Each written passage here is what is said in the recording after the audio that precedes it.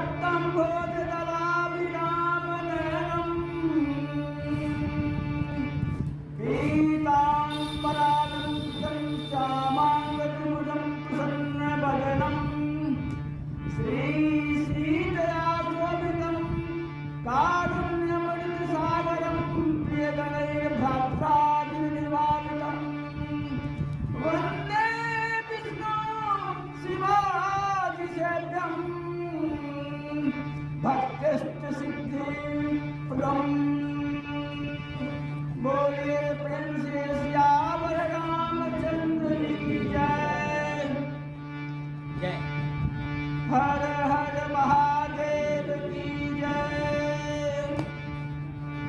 आज इस रामचरितमानस संगोष्ठी के प्रसार हेतु जो अभी कार्यक्रम चलाया जा रहा है और इसके माध्यम से हम रामचरितमानस के रहस्य और इस राम कथा के रहस्य का अवलोकन करने जो जा रहे हैं उसमें हमें अपने हृदय में अपने मन को अपने भावों को कैसे रखें इसके लिए जानना आवश्यक है। आवश्यक ही नहीं परमावश्यक है। अगर हम बाल रूप में नहीं रहेंगे, जैसे हम बालक थे तो हम अपने पिताजी को पूछते थे कि पिताजी यह क्या है, माताजी ये क्या है, तो माता पिता हमें बतलाती थी, माता बताती थी कि यह अमूल वस्तु है, इसका यह फायदा है, इसका यह गुण है। और गुण दोष का निर्णय कौन बताती थी? माता ही बताती थी। तो माता प्रथम गुरु हुई, पिता भी गुरु हुए। आज हम बालकांड से लेते हैं कि भगवान की कथा सुनने के लिए अपने मन को बाल रूप में हो जाइए तो कथा का आनंद धीरे धीरे अधिक होगा। अगर हम सियाने बन जाएंगे तो कुछ समझ में नहीं आएगी, क्योंकि बालक से मैंने सीखा, तो सीखने के लिए तो हमारे अपने मन को बाल रूप में रखना आवश्यक है। आइए बालकांड में चलिए चलते हैं। कांड के 14वें दोहे के आगे मिलते हैं गुरु पितु मातु महेश भवानी, प्रणव बहु दीन बंधु सहदानी।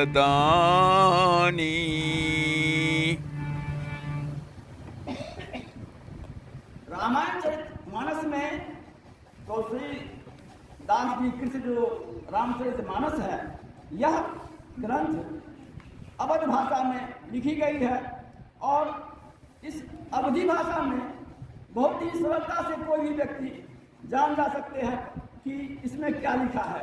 तो आइए यहाँ हम आज इस बात को देखने जा रहे हैं कि वो क्या कहते हैं। तो बालकांड के नाम, महिमा और रामचरितमानस के ये वंदना जो है, उसी वंदना से हम ले रहे हैं क्या, गुरु गुरु पितु मातु।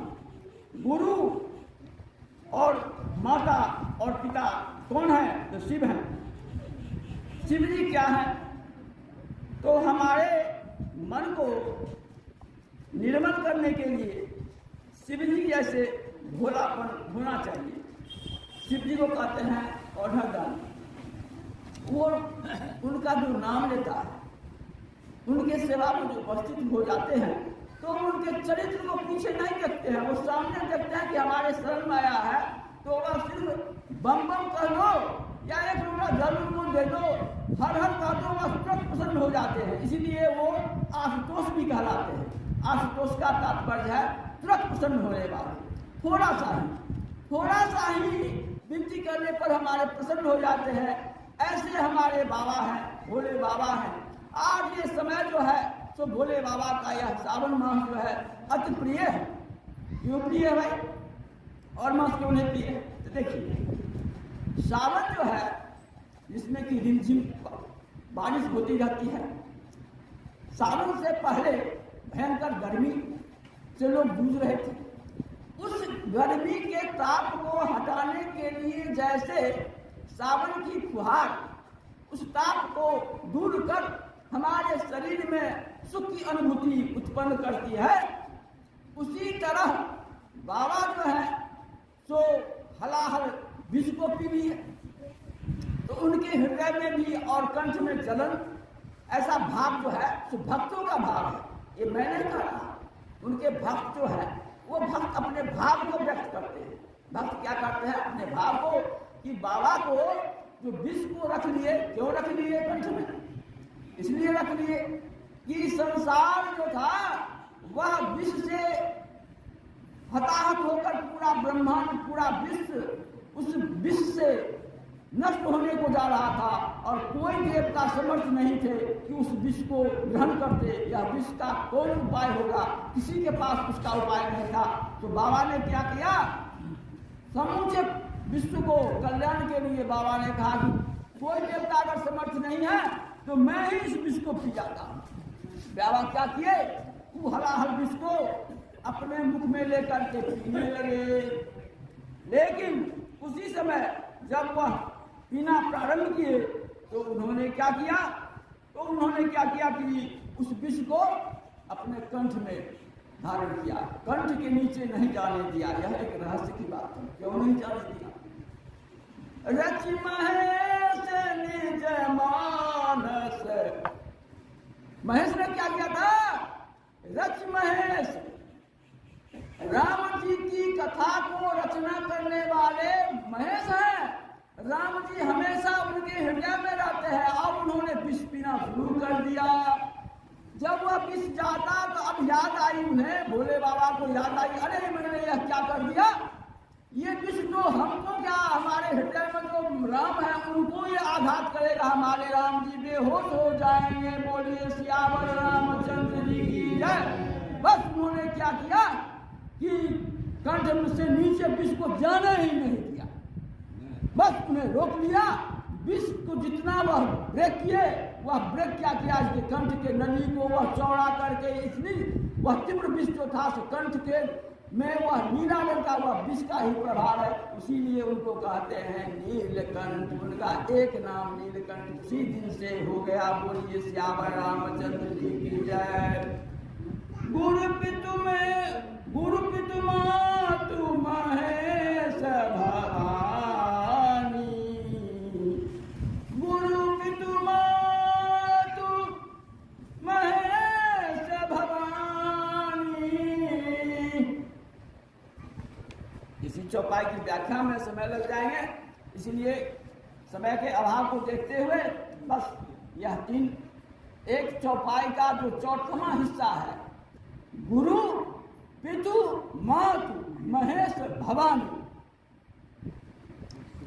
गुरु क्या होता है? गु का मतलब होता है अंधकार। क्यों? यह शास्त्रीय बात है।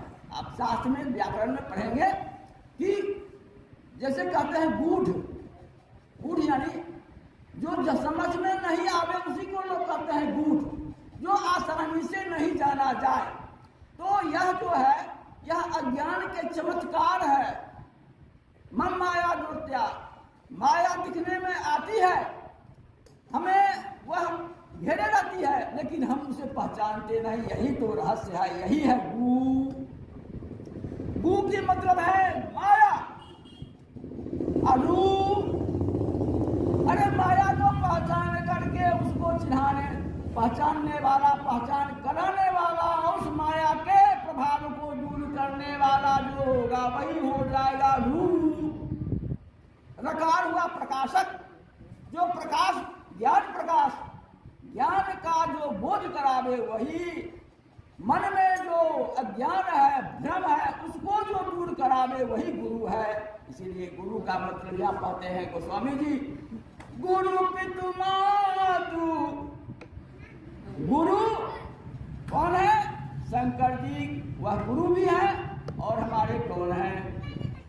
हमारे पिता हैं।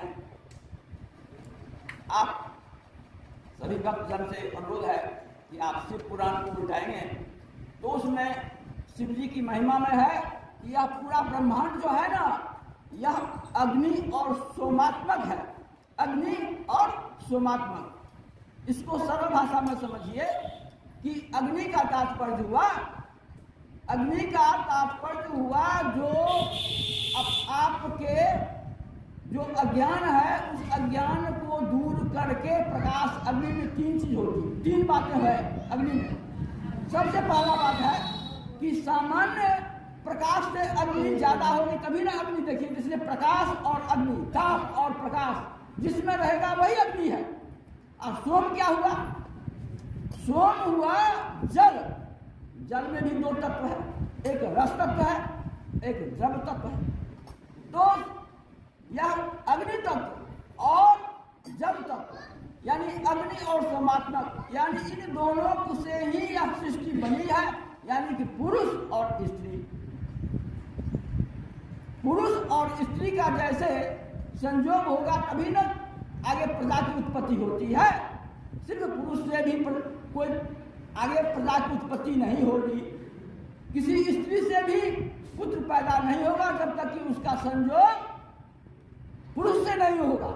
इसीलिए जैसे अग्नि और सोमात्मक, उसी तरह से पुरुष स्त्री के तरह ही यह अर्धनारीश्वर महादेव जो है, स्वयं महादेव पुरुष भी है, आधा अंग उनका जो है महादेव का वह स्त्री भगवान ही है। तो गुरु पितु मातु, यही महादेव हमारे गुरु हैं और यही महादेव हमारे माता भी हैं। उन्हीं में वह विद्यमान रहती है माँ। गुरु पितु मातु महेश भवानी, और ऐसे भवानी को जो रामचंद्र जी के वे गुरु भी हैं और माता भी है, पिता भी हैं और उनके सखा भी हैं। यही भोला बाबा के रामचंद्र जी के इष्ट भी हैं और यही गुरु भी हैं, ये माता भी हैं। इसी तरह से यह संवाद मैंने इस चौपाई का कर दिया, फिर आगे हम कहेंगे। बोलिए श्यावर रामचंद्र जी की जय। Very, very thanks to my dear brothers and sisters. आप सबों को पुनः उपस्थित होने के लिए धन्यवाद।